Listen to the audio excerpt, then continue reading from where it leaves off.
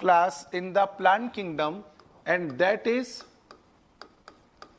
Bryophyta. जो classification का chart मैं आपको बोर्ड पर बनाकर दिया था, उस चार्ट के मुताबिक दो मेन क्लासेस हैं प्लांट किंगडम में, क्रिप्टोगैम्स, फेनेरोगैम्स. क्रिप्टोगैम्स में तीन हैं, थैलोफाइटा, ब्रायोफाइटा और टेरिडोफाइटा. फेनेरोगैम्स में दो क्लासेस हैं, जिम्नोस्पर्म, एंजियोस्पर्म. तो हम पहले क्रिप्टोगैम्स की तरफ गए. क्रिप्टोगैम्स में थैलोफाइटा कंप्लीट किया. थैलोफाइटा की तीनों क्लासेस कंप्लीट की हमने, Chlorophyceae, Phaeophyceae, Rhodophyceae.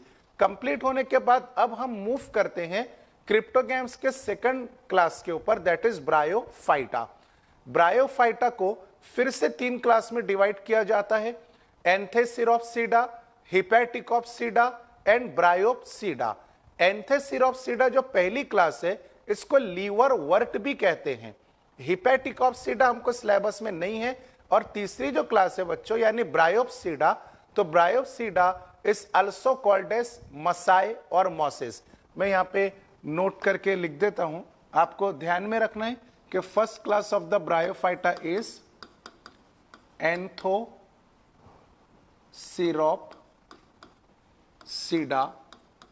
Second class is Hepaticopsida and third one is Bryopsida. Okay, so first and third are given in our syllabus. This first class is known as liverwort and third one is called as Masai, which is also called as Mosses. मसाई भी कह सकते हैं, mosses भी कह सकते हैं. So let us begin with the general characteristics of bryophyta. Point number 1, bryophyta are also known as amphibians of the plant kingdom. Amphibians of the plant kingdom. And why they are called as amphibians? Amphibian का मतलब क्या होता है बच्चों? खासतौर से animals में आपने पढ़ा होगा, एम्फीबियन एनिमल कुछ होते हैं. वो कौन से एनिमल होते हैं? जो वाटर में भी रह सकते हैं और सॉइल पर भी रह सकते हैं. सेम इसी तरह ब्रायोफाइटा का जो ग्रुप है, ब्रायोफाइटा के जो मेंबर्स है, वो कंप्लीटली एक्वेटिक नहीं होते हैं अलगी की तरह, बल्कि ब्रायोफाइटा के मेंबर वाटर से निकलकर सॉइल पर आकर के बाइंड हो चुके हैं. मतलब उनका हैबिटेट सॉइल पर रहना है, टेरेस्ट्रियल हैबिटेट है, but water is necessarily require for sexual reproduction. So life cycle complete करने के लिए वाटर जरूरी है और इनका रहना है सॉइल पर. इसीलिए ब्रायोफाइटा को amphibians of the plant kingdom कहा गया. मैं एक मर्तबा रिवाइज कर दूं कि bryophyta are living on the soil but necessarily require water for sexual reproduction. ये आपको एज इट इज दो लाइनें याद कर लेनी है. That's why Bryophyta are called as amphibians of the plant kingdom. Point number 2. अभी इसके पहले का जो ग्रुप था अलगी, वो कंप्लीटली वाटर में रहती थी. अभी अभी ये वाटर से निकलकर सॉइल पर आया, बन गया ब्रायोफाइटा. तो ब्रायोफाइटा डायरेक्टली एकदम ड्राई सॉइल पर नहीं जाएगा, सूखी मिट्टी पर नहीं जाएगा. ब्रायोफाइटा को एक ऐसी जगह रहना पड़ेगा जहां पर ह्यूमिडिटी है, जहां पर शेडेड रीजन है, डैम के किनारे या रिवर बैंक के पास में. तो these are the habitat of the bryophyta. Habitat का फिर से मतलब बता दूं, place of living. So bryophyta prefer shady places, they prefer hill stations. Hill station के ऊपर ह्यूमिडिटी ज्यादा होती है, तो humid regions. Okay, bank of river, damp ponds. So these are the location of the bryophyta because they are living in moist soil. So moist soil is also important point here. They prefer the moist soil क्योंकि moist soil के पास में water भी होता है और further water आ सकता है जो सेक्सुअल रिप्रोडक्शन के लिए एंथेरेजॉइड यानी मेल गैमेट को एग सेल तक के मूव कर देगा, तो फिर सेक्सुअल रिप्रोडक्शन कंप्लीट हो जाएगा। नेक्स्ट थिंग, ब्रायोफाइटा का जो बॉडी होता है बच्चों, उसको भी हम थैलस ही कहेंगे, but that thallus is more differentiated than algae. It is called as dorsiventral thallus. Dorsiventral thallus. Algae और ब्रायोफाइटा को कंपेयर करना हर पॉइंट में जरूरी होता है ताकि हमको डिफरेंसेस पता चले। अल्गी का जो थैलस है उसमें अपर सरफेस यानी डॉर्सल, लोअर सरफेस यानी वेंट्रल सरफेस अनडिफरेंशिएटेड होती है। जैसा कलर डॉर्सल सरफेस का होता है वैसा ही कलर वेंट्रल सरफेस का भी है। लेकिन जब हम ब्रायोफाइटा पर आते हैं तो ब्रायोफाइटा का अपर सरफेस यानी कि dorsal surface dark green photosynthetic होगा और उसी ब्रायोफाइटा थैलस का लोअर सरफेस यानी वेंट्रल सरफेस डार्क ग्रीन नहीं होगा बल्कि पेल येलो कलर का होगा जो कि नॉन फोटोसिंथेटिक है। तो ब्रायोफाइटा के दोनों सरफेसेस आप डिफरेंशिएट कर सकते हैं, इसीलिए ब्रायोफाइटा को डॉर्सी वेंट्रल थैलस कहते हैं। तो यहां पर वो पॉइंट जो एनसीईआरटी बुक में है हम लिख सकते हैं कि thallus of bryophyta is more differentiated than the thallus of algae। Okay, algae के थैलस को आप सरफेस की बेसिस पर डिफरेंशिएट नहीं कर सकते हैं, लेकिन ब्रायोफाइटा को डिफरेंशिएट कर सकते हैं। Second thing, the thallus of the algae is thick as compare to the algae. Algae का थैलस बहुत ही ज्यादा पतला होता है, लेकिन ब्रायोफाइटा का थैलस थोड़ा जाड़ा होता है। ओके, तो ये बात ध्यान में रखिएगा। Next thing and most important point, देखो बच्चों, ये जो पॉइंट मैं भी बोर्ड पर लिख रहा हूं ये अल्गी और ब्रायोफाइटा दोनों के लिए कॉमन पॉइंट है, याद रखिएगा। तो वो पॉइंट ये है कि अल्गी का थैलस मल्टीसेलुलर होता है, ब्रायोफाइटा का जो थैलस लाइक बॉडी है वो भी मल्टीसेलुलर होता है। अल्गी का थैलस में जितने भी यूकैरियोटिक सेल्स हैं सब के सब हैप्लॉइड होते हैं। ब्रायोफाइटा का जो थैलस है इसमें भी बहुत सारे यूकैरियोटिक सेल है, सब के सब हैप्लॉइड है। So thallus is made up of haploid cell. Thallus is made up of haploid cells. Haploid cell से थैलस बना हुआ है और जहां कहीं पर भी हैप्लॉइड सेल प्रेजेंट होता है वो हैप्लॉइड सेल गैमेटोफाइट को रिप्रेजेंट करता और डिप्लॉइड सेल जो होता है वो स्पोरोफाइट को रिप्रेजेंट करता है। यहां पर थैलस में सबके सब सेल हैप्लॉइड है, मतलब कंप्लीट थैलस गैमेटोफाइट है, अल्गी में भी और ब्रायोफाइटा में भी। So if thallus is made up of all haploid cell then, फिर से यहां पे मेंशन करना पड़ेगा कि thallus is most important point है, इसलिए कलर चेंज कर रहा हूं। Thallus of algae and bryophyta आपने यहां पे आपके हिसाब से मेंशन कर लेना कि thallus of algae and bryophyta is gametophyte, means it contain all which type of cell, haploid cell. मैं फिर से बच्चों रिवाइज करता हूं, हैप्लॉइड सेल यानी गैमेटोफाइट, डिप्लॉइड सेल यानी कि स्पोरोफाइट।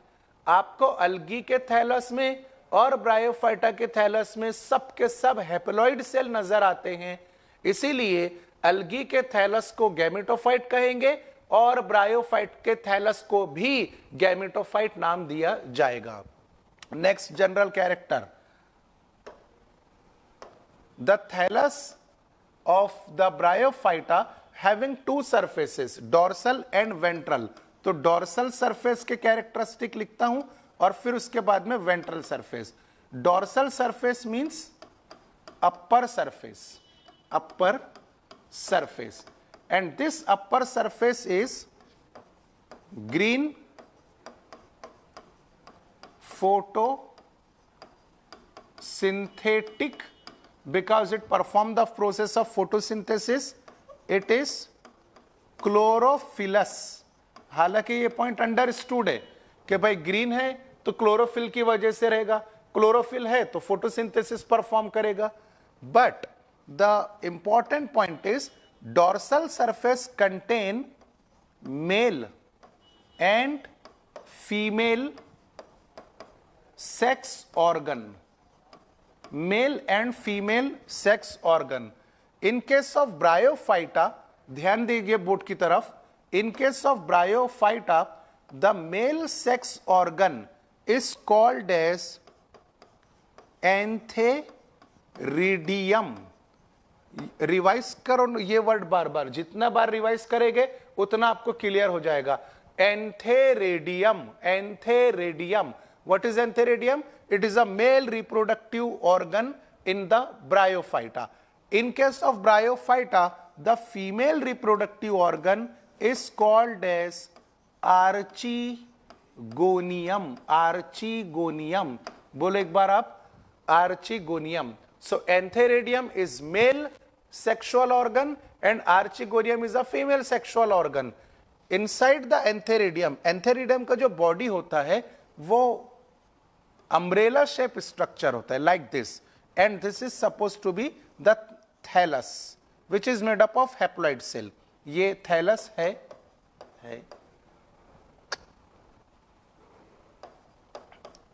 जो हैप्लॉइड सेल से बना हुआ है, फोटोसिंथेटिक है, ग्रीन है, अपना फूड मटेरियल प्रिपेयर कर रहा है, ऑक्सीजन को भी इवॉल्व कर रहा है. इसके ऊपर सरफेस के ऊपर डेवलप हुआ mail sex organ. This male sexual organ is called as what? Antheridium. And antheridium is a umbrella shape structure. In this antheridium, two parts are present, stalk and upper body. Specifically, upper body is called as antheridium, and inside this antheridium, male gametes are prepared, which are biflagellated. ऊपर का जो छतरी के जैसे structure है, umbrella shape structure है, अंदर से पूरा भरा हुआ है, सॉलिड है.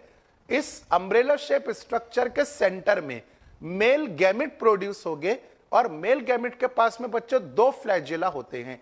Each male gamete is biflagellated and male gamete is called as antherozoid. Antherozoid ओ भी लिख सकते हैं आर के बाद में, एंथेरोजॉइड दोनों भी करेक्ट टर्म्स होती है. तो each antherozoid contain two flagella, therefore antherozoid is बायफ्लैजिलेटेड.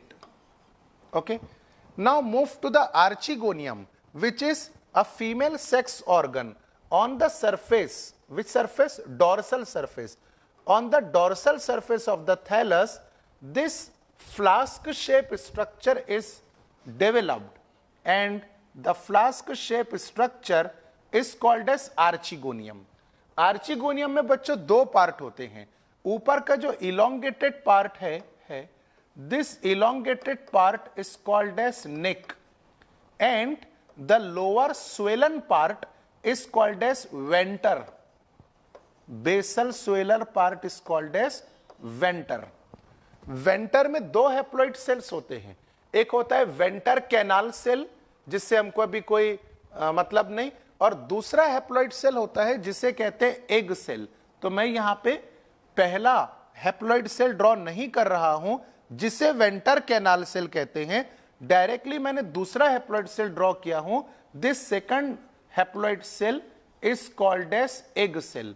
और आप तो जानते ही हैं कि एग सेल को आप फीमेल गैमेट भी कह सकते हैं.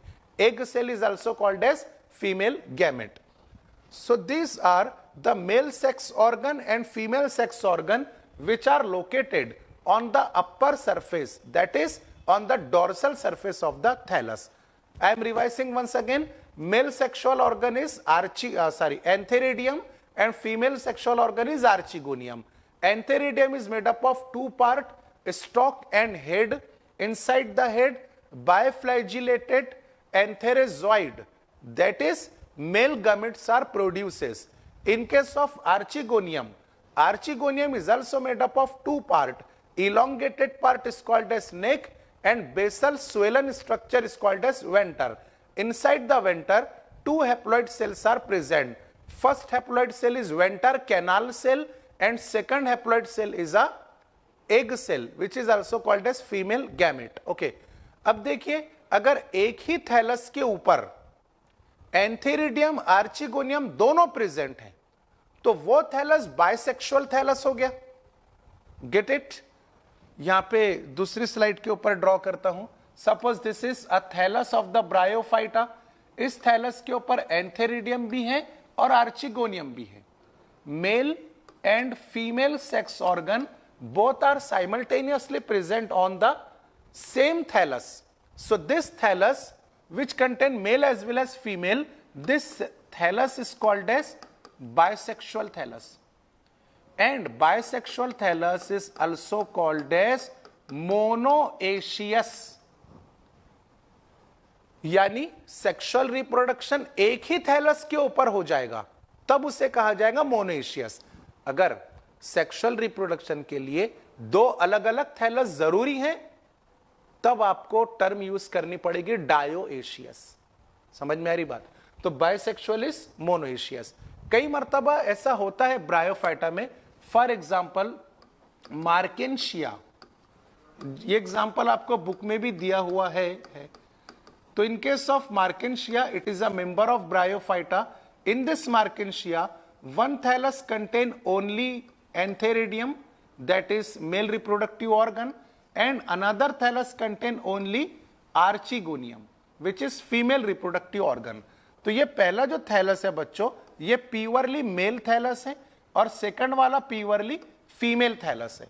अगर मैं आपको सवाल पूछूं, पहले मैं नाम दे देता हूं, this is thallus A and suppose this is thallus B. अब मैं आपको सवाल पूछता हूं कि क्या थैलस ए पर सेक्सुअल रिप्रोडक्शन कंप्लीट हो जाएगा या थैलस बी की जरूरत पड़ेगी?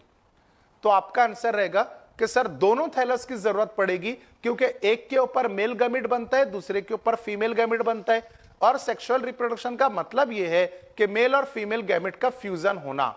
ओके, तो यहां पर मार्केंशिया में both thallus are necessary for sexual reproduction, therefore Markensia is called as dioecious, और single thallus is called as unisexual। आप थैलस ए को देखें तो ये यूनिसेक्सुअल मेल है, थैलस बी को देखें तो ये यूनिसेक्सुअल फीमेल है, but both thallus are necessary to complete the life cycle और to complete the sexual type of reproduction. Okay, तो ये हो गया हमारा डॉर्सल सरफेस के बारे में। लास्ट स्लाइड पर आ गए हम, पिछली स्लाइड के ऊपर। तो हमने देखिए ब्रायोफाइटा के जनरल कैरेक्टरिस्टिक्स नोट किए। डॉर्सी वेंट्रल थैलस होता है, यानी upper surface lower surface differentiated है, थिक है as compare to algae. Thallus is made up of haploid cell, therefore it is called as gametophyte. अब यहां पे हमने डॉर्सल सरफेस के कैरेक्टरिस्टिक देखे कि भाई डॉर्सल सरफेस कैसा होता है। ग्रीन, फोटोसिंथेटिक, क्लोरोफिलस, ऑटोट्रॉफिक, लिख सकते हैं आप point. On the dorsal surface male and female sex organ are develop, male antheridium, female archegonium, फिर और डिटेल में हमने स्टडी किया। अब हम आते हैं लोअर सरफेस की तरफ। ये तो अपर सरफेस हो गया, अब lower surface. So lower surface is called as what?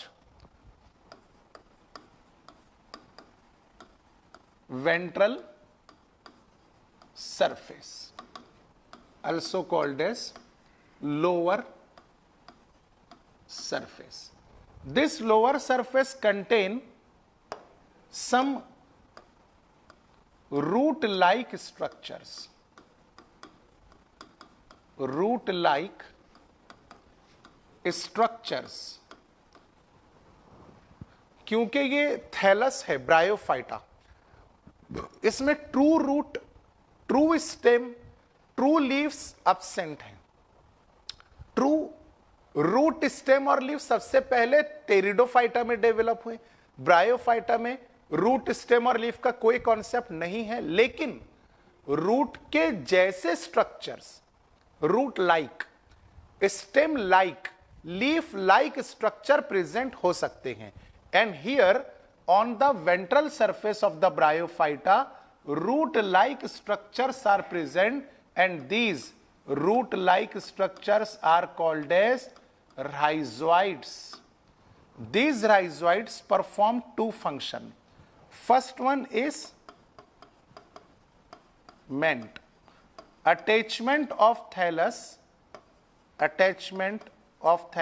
with substratum, and second function is absorption of minerals, mineral यानी कि इनऑर्गेनिक एलिमेंट। देखिए फॉर एग्जांपल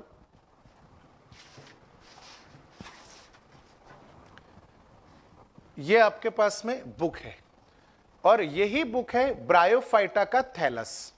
इस थैलस के दो सरफेसेस है, upper surface which is photosynthetic and lower surface is ventral surface.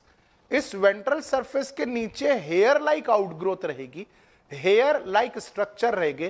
तो जब ये थैलस किसी सबस्ट्रेटम पर टच रहेगा, मतलब सॉइल पर अटैच रहेगा, तो वो unicellular root like hair like structure इस सबस्ट्रेटम को, इस थैलस को सबस्ट्रेटम से बाइंड कर लेंगे और सॉइल से मिनरल एब्जॉर्ब करके थैलस को प्रोवाइड करते जाएंगे। ओके, तो इस तरीके से थैलस का स्ट्रक्चर होता है।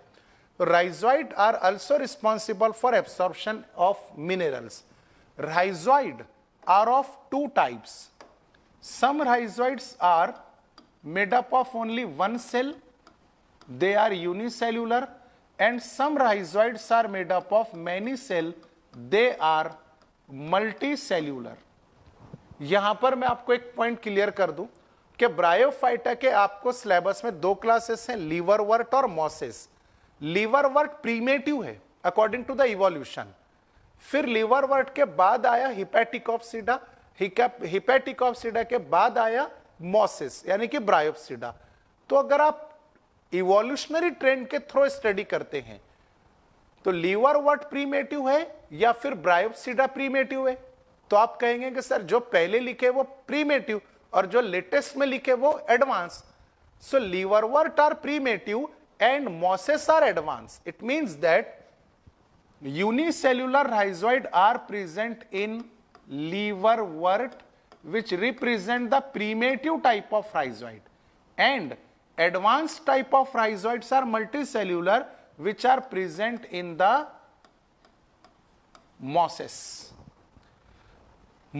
which are advanced in case of bryophyta. So this is all about the ventral surface. अब हमने ये भी स्टडी कर चुके हैं कि भाई सभी सेल्स जो होते हैं वो हैप्लॉइड होते हैं थैलस में। सो थैलस रिप्रेजेंट द गैमेटोफाइट। अब इस गैमेटोफाइट पर देखिए ये बहुत इंपॉर्टेंट पॉइंट मैं लेने जा रहा हूं जिसमें लाइफ साइकिल ऑफ ब्रायोफाइटा भी आपका कंप्लीट हो जाएगा। ध्यान से देखिएगा, this is thallus of the bryophyta. It contain all haploid cell। तो मैं यहां पे लिख देता हूं कि भाई थैलस जो है वो बहुत सारे सेल से बना हुआ है। ओके, और बहुत सारे सेल जो हैं सबके सब हैप्लॉइड है। ऑल सेल्स आर, ब्रैकेट में एन मतलब हैप्लॉइड। ये पॉइंट किससे रिलेटेड स्टडी कर रहे हैं हम? थैलस से। तो thallus is multicellular and all the cells are haploid. If all the cells are haploid then thallus is called as gametophyte, because gametophyte means haploid cells. Okay, अब आगे बढ़ते हैं। देखिए जरा ध्यान से कि भाई यहां पर एक ही थैलस पर एंथेरेडियम भी है और आर्चिगोनियम भी है। आर्चिगोनियम के अंदर प्रेजेंट है egg cell means female gamete which is of course haploid, और एंथेरेडियम के अंदर डेवलप हुआ मेल गैमेट। तो यहां पे मेंशन कर देता हूं male gamete inside the antheridium and egg cell that is female gamete inside the archegonium. जब ये थैलस के मेल और फीमेल सेक्सुअल ऑर्गन बच्चों मैच्योर हो जाएंगे तो उस समय वाटर की हेल्प से एंथेरेजॉइड मतलब मेल गैमेट जो कि बायफ्लैजिलेटेड है, वाटर की हेल्प से एंथेरेजॉइड मूव होगा और यह एंथेरेजॉइड मूव होते होते जाएगा नेक के सरफेस पर। नेक की सरफेस पे दो सेल्स होते हैं, उन्हें कहते हैं नेक कैनाल सेल्स। दोनों नेक कैनाल सेल जब देखेंगे कि भाई अपने ऊपर एंथेरेजॉइड यानी मेल गैमेट आकर बैठ गया है, दोनों नेक कैनाल सेल आजू बाजू में डिस्प्लेस हो जाएंगे, बीच में से एंथेरेजॉइड नीचे ट्रेवल कर जाएगा यानी नेक से होता हुआ वेंटर में, और ये मेल गैमेट यानी एंथेरेजॉइड वेंटर में जाके डायरेक्टली फ्यूज होगा फीमेल गैमेट से। याद रखिएगा, वाटर की हेल्प से एंथेरेजॉइड गया नेक कैनाल सेल के पास, नेक से होता हुआ वेंटर में गया, और यह मेल गैमेट जो हैप्लॉइड है फीमेल गैमेट से जाके फ्यूज हुआ। फीमेल गैमेट भी हैप्लॉइड होता है, so male gamete is haploid, female gamete is also haploid. तो हैप्लॉइड हैप्लॉइड का फ्यूजन हो गया, मतलब डिप्लॉइड सेल फॉर्म हुआ। Get it? And that diploid cell is called as zygote. ये यहां पर वेंटर में डेवलप हो गया आपका diploid cell which is called as zygote. Twice and means diploid. अब ये जाइगोट फॉर्म होने के बाद वेंटर का जो नेक है या फिर आर्चिगोनियम का जो नेक है वो कंप्लीटली खत्म हो जाएगा। मैं उसको भी यहां से रब कर देता हूं। This neck get dissolved, venter also get dissolved, okay. Antheridium also get dissolve. Antheridium से भी हमको कोई खास काम नहीं है, ये डायरेक्शन था मूवमेंट ऑफ मेल गैमेट का, इसको भी मैं मिटा देता हूं। ठीक है, कंटिन्यू थैलस। अब थैलस के ऊपर बचा कौन? सिर्फ डिप्लॉइड जाइगोट। ये डिप्लॉइड जाइगोट अगर अलगी में इसी तरह से फॉर्म होता तो डायरेक्टली मियोसिस परफॉर्म करके 4 हैप्लॉइड सेल को जन्म देता। चारों हैप्लॉइड सेल, चारों हैप्लॉइड सेल यानी गैमेटोफाइट अपना अपना थैलस फिर से बना चुके होते हैं। कहां पर? अलगी में। लेकिन हम क्या पढ़ रहे हैं? ब्रायोफाइटा। ब्रायोफाइटा में जैसे ही सेक्सुअल रिप्रोडक्शन कंप्लीट होता है, जैसे ही डिप्लॉइड जाइगोट बनता है, यह diploid zygote immediately meiosis perform नहीं करेगा, बल्कि number of times mitosis perform करेगा, और माइटोसिस परफॉर्म करने के बाद मल्टी सेल्यूलर बॉडी को जन्म देता है, जिसको मैं व्हाइट कलर की पेन से ड्रॉ करता हूं। And this multi cellular structure which is form by the zygote. देखिए, थैलस के ऊपर व्हाइट कलर से जो मैं जितना भी बॉडी बनाया हूं, ये सब डिप्लॉइड मल्टी सेल्यूलर स्ट्रक्चर से बना है। And this structure which is made up of all diploid cells, this structure is called as sporophyte. इतना सिंपल है ये। इसीलिए मैं आपको पहले हिंट दे दिया था कि हैप्लॉइड मतलब गमीटोफाइट, डिप्लॉइड मतलब स्पोरोफाइट। इस व्हाइट कलर के बॉडी में सबके सब डिप्लॉइड सेल्स हैं, इसीलिए इसको क्या नाम दिया हमने? स्पोरोफाइट। अब इस स्पोरोफाइट में 3 डिफरेंशिएटिंग पार्ट हैं। First part which is penetrated inside the thallus, this part is called as foot, FOOT, foot. Stem like structure is known as seta, foot seta, and uppermost flat part is known as capsule. तो sporophyte consisting on 3 part, फूट, सीटा and capsule. ठीक है, यहां तक clear? अगली बात बोलता हूं, ध्यान से सुनिएगा। स्पोरोफाइट जो होता है वो फोटोसिंथेटिक नहीं है, क्लोरोफिलस नहीं है। क्लोरोफिल कहां पर है? थैलस में। फोटोसिंथेटिक कौन हो गया? थैलस। फूड मटेरियल कौन प्रिपेयर करेगा? थैलस, क्योंकि फोटोसिंथेटिक है। स्पोरोफाइट में ना क्लोरोफिल है, ना ही स्पोरोफाइट फोटोसिंथेसिस परफॉर्म करेगा, और ना ही अपना खुद का न्यूट्रिशन यानी फूड प्रिपेयर कर सकता है। तो फिर स्पोरोफाइट को न्यूट्रिशन कहां से मिलेगा? याद रखिएगा कि स्पोरोफाइट का जो फूड पार्ट है ये थैलस के अंदर तक पेनिट्रेटेड है। थैलस ने जितना भी फूड बनाया या न्यूट्रिएंट प्रिपेयर किया, कुछ न्यूट्रिएंट फूड एब्जॉर्ब करके ऊपर कंडक्ट करता है सीटा और कैप्सूल के अंदर। तो मैं कहना क्या चाह रहा आपको? कहना यह चाह रहा हूं कि भाई स्पोरोफाइट फूड मटेरियल के लिए गैमेटोफाइट के ऊपर डिपेंडेंट है। समझ में आ रही क्या बात? क्योंकि स्पोरोफाइट अपना फूड नहीं बना सकता ना, पर फूड तो चाहिए। गैमेटोफाइट फूड बना सकता है और स्पोरोफाइट गैमेटोफाइट पर अटैच है, कनेक्टेड है। क्यों कनेक्टेड है? फूड मटेरियल एब्जॉर्ब करने के लिए। तो sporophyte is parasite on gametophyte.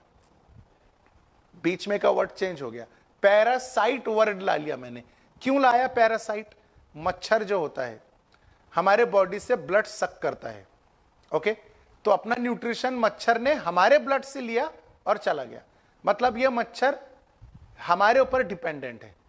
Same इसी तरह स्पोरोफाइट गैमेटोफाइट पर फूड मटेरियल एब्जॉर्ब करने के लिए डिपेंडेंट है। तो स्पोरोफाइट गैमेटोफाइट पर कौन हो गया? पैरासाइट हो गया।